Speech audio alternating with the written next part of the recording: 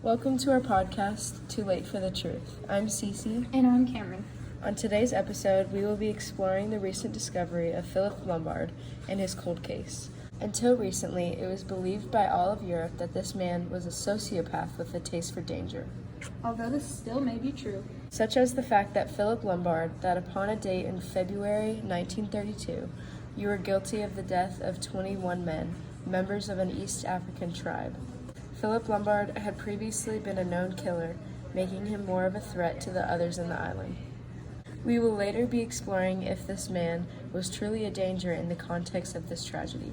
Lombard was not the cold-blooded killer who viciously murdered 9 people on the mysterious Soldier Island. Over the course of this podcast, we will be interviewing a series of specialists to help all of us better the understanding the monstrosity of this terrible ordeal. To set the groundwork for what comes next, we will introduce the behavioral specialist Lindy Hunter to talk about Philip Lombard's mental state while on Soldier Island. Welcome, Miss Hunter. Hi everybody, I'm a behavioral specialist at Johns Hopkins Hospital, which basically means I analyze the choices and behavioral patterns of individuals. So we have all heard about the crazy Mr. Lombard over the course of the last few weeks. Are the rumors of his mental struggles true or simply a fantasy of the frightened citizens of England? Mr. Lombard did indeed have many social insecurities and struggled to read facial cues, etc. After diligently analyzing his behaviors recorded in the diaries of the others on Soldier Island, as well as his previous friends, we have come to the conclusion that this man was a sociopath and needed the thrill of danger to satisfy his anxiety. So, was he dangerous? Not particularly, at least not to anyone other than himself. The moments just before Mr. Lombard's death were even recorded. Come on, hand it over. His quick brain was working which way, which method, talk her over, lull her into security, or a swift dash. As all his life, Lombard had taken the risky way. He took it now. Philip Lombard was quick-witted and very intelligent. Nonetheless, he made senseless decisions by repeatedly taking the path less traveled and more likely to leave him in darkness. It is believed he liked it this way. This being so, Lombard didn't seem to have any impulses to kill or cause harm. Well, that is certainly not what I have been hearing at the local cafes. Thank you so much for revealing the truth, Miss Hunter. It's my pleasure. Before our next segment, here's a quick message from our sponsor, Redbox Boat Transportation. Are you in dire need of a nice long vacation, a cruise, a break from the kids? Well, I have the perfect type of transportation for you, a Redbox boat ride. It's relaxing and is one of the most comfortable ways to travel. The view is always breathtaking and you will never run out of activities to do. The Redbox Boat Transportation can provide you with whatever you need and has the option of 2 decks or 1. There is always an emergency boat on board, however this will not be needed because of how secure this boat is. The Redbox Boat Transportation comes with an onboard chef and cleaning staff to make your stay comfortable and as stress-free as possible. Welcome back, everybody. We have covered now Philip Lombard did have serious mental battles, many of which led him into serious peril. Nonetheless, this is not what caused his death. Unfortunately, he also faced some very consequential medical wounds. This brings us to our next special guest, Dr. Ella Robinette, forensic scientist at the Crime Lab for the Texas State Government, located in Austin, Texas. Thank you. I had the honor of being the lead scientist in the analysis of the dead bodies of the tragedy at Soldier Island. I've been in this field for 30 years now and have seen more than my fair share of bodies. I've dealt with accidents, suicide, psychopathic torment, and even peaceful deaths. However, there is nothing disturbing and quite honestly as perplexing as the 10 bodies found in this formidable chunk of land. So, what made this doomsday different from all the rest? Well, many of these murders were a result of poison, which is typical.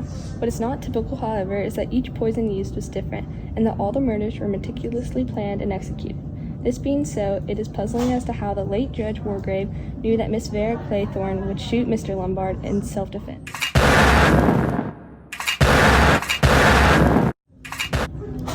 This is very true.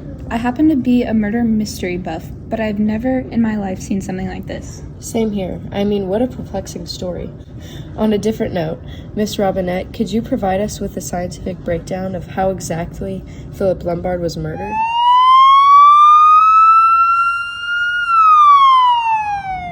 Lombard appeared to have been shot directly between his second and third rib. This type of injury would lead directly to the heart, making the wound fatal.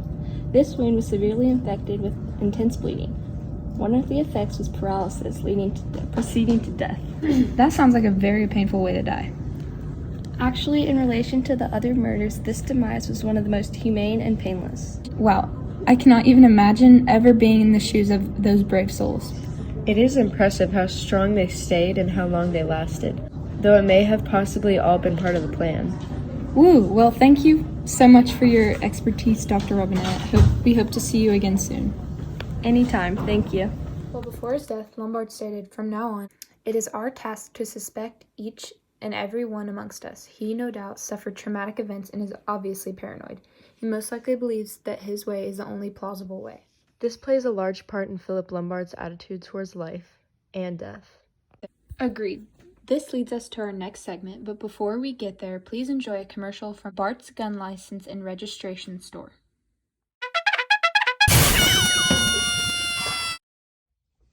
So a guy walks into a gun shop and proceeds to browse the deadly weapons seen on the walls of the barren, isolated shed. As he is wandering around, a worker stops him and asks, "Can I help you, sir?" He replies, "Just looking to buy my first gun." "Well, sir, you are aware you need a license to do that," he informs. "A license? What do you mean by a license?" he questions. "Here, let me show you."